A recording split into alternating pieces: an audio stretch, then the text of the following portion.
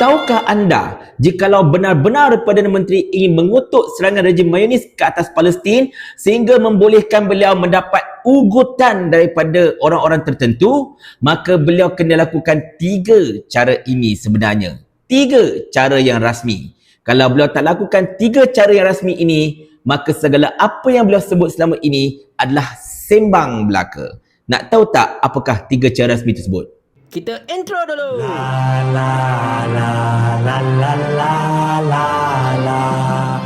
Assalamualaikum warahmatullahi. Kita semua tahu Perdana Menteri telah mendakwa beliau mendapat ugutan daripada beberapa pihak, termasuklah daripada negara-negara Eropah kerana konon-kononnya ketegasan beliau dalam isu Palestin dan pelbagai lagi.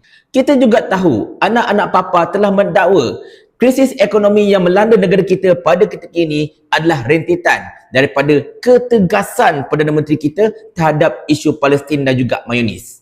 Tetapi tuan-tuan dan puan-puan sekalian, sebenarnya saya boleh katakan itu semua adalah sembang. Ketika konsert Siti Nurhalizan dan Fazal Tahir yang turut diseritkan dengan solidariti terhadap Palestin di Stadium Axiata baru-baru ini, Perdana Menteri ada memberitahu beliau telah pusing keliling negara-negara Arab menyatakan pendirian beliau menyokong Palestin. Kerana itulah beliau diugut dan sebagainya.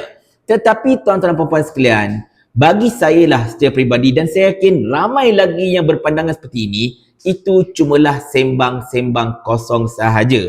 Sebab setakat dakwa, kita boleh dakwa, bukti tak ada. Itu kisah dia.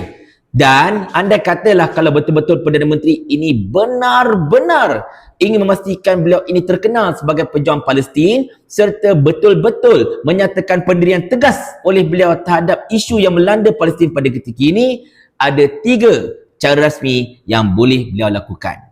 Yang pertama ialah beliau hanya perlu mengeluarkan satu surat rasmi yang ada kepala jatah negara daripada Jabatan Perdana Menteri menyatakan pendirian tegas beliau menolak serangan-serangan oleh rejim Mayonis terhadap Palestin, mengutuk serangan rejim Mayonis ke atas Palestin, mengutuk pendudukan rejim Mayonis ke atas Gaza sekian lama. Pakai kepala surat Jabatan Perdana Menteri, bawah itu tanda tangan oleh Datuk Seri Anwar Ibrahim. Surat itu dah cukup power. Kita ambil contoh mudah lah.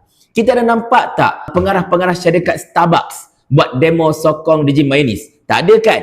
Tetapi mereka hanya mengeluarkan satu surat yang ada kepada Starbucks, pada surat Starbucks dan tanda tangan daripada salah seorang pengarah utama mereka menyatakan sokongan terhadap rejim Mayonis tersebut. Surat itu lebih power berbanding segala bapak demo yang mereka boleh buat. Dan mereka tak perlu buat demo pun. Surat itu dah cukup menunjukkan solidariti mereka terhadap mana-mana pihak. Nampak tak dekat situ?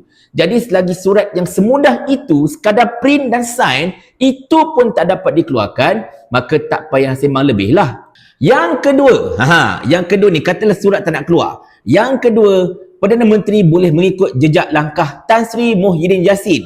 Ketika beliau menjadi Perdana Menteri dulu, beliau pernah membuat satu perutusan khas dekat televisyen menceritakan serta mengutuk tentang serangan rejim Mayonis ke atas Gaza, ke atas Palestin, ke atas penduduk yang tidak berdosa. Beliau telah mengeluarkan statement itu secara live, secara langsung perutusan televisyen. Even negara jiran kita, Indonesia juga menyaksikan Jokowi juga mengeluarkan perutusan yang hampir sama baru-baru ini. Tetapi sampai sekarang, kita tak nampak pun Datuk Seri Anwar Ibrahim mengeluarkan perutusan khas secara langsung dekat televisyen menyatakan sokongan beliau terhadap Palestin serta kutukan beliau ke atas rejim Mayonis tersebut. Takkan itu pun tak boleh buat? Bukankah Datuk Seri Anwar Ibrahim ini cukup suka keluar dekat kaca TV? Yang ketiga, ini lagi mudah. Just bawa usul untuk mengutuk kekejaman rejim Mayonis dekat dalam Dewan Rakyat. Seorang ahli parlimen kemukakan usul itu diterima, dibahaskan dan dipersetujui sebulat suara dalam parlimen. Benda itu pun tidak dibuat sampai ke hari ini. Bahkan, percubaan oleh ahli parlimen macang iaitu Wan Ahmad Faisal untuk membawa usul ini ke dalam parlimen telah ditolak oleh Speaker Dewan atas alasan teknikal. Nak bawa usul pun tak lepas, Tok Sah cerita nak bahas, Tok Sah cerita nak luluskan usul tersebut. Kalau usul untuk mengutuk rejim Mayonis pun mereka tak mampu bawa dalam Dewan, tak nak dibahaskan dalam Dewan, tak payah sembang, kata Perdana Menteri kita teguh menyokong perjuangan Palestin. Tak dapat nak tolongnya tuan-tuan puan sekalian. Jadi itulah dia tuan-tuan dan puan-puan, 3 cara rasmi yang sebenarnya boleh dilakukan oleh Perdana Menteri sekiranya kalau benar beliau ini hendak meletakkan diri beliau sebagai pejuang kepada orang-orang Palestin, kepada masyarakat Palestin terhadap pendudukan rejim Zionis ke atas mereka. Kalau 3 cara rasmi ini pun dia tak mampu buat, jadi macam saya katakan tadi, apa sahaja yang beliau dakwa, pergi pusing keliling Arab ke, pergi buat apa ke, buat phone call sana, phone call sini ke, itu semua cumalah sembang semata-mata.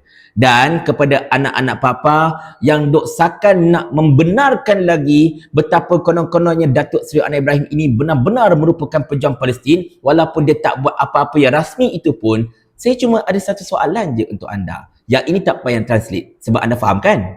Mau tak tuan hamba kalau hamba kirimkan ke akhirat?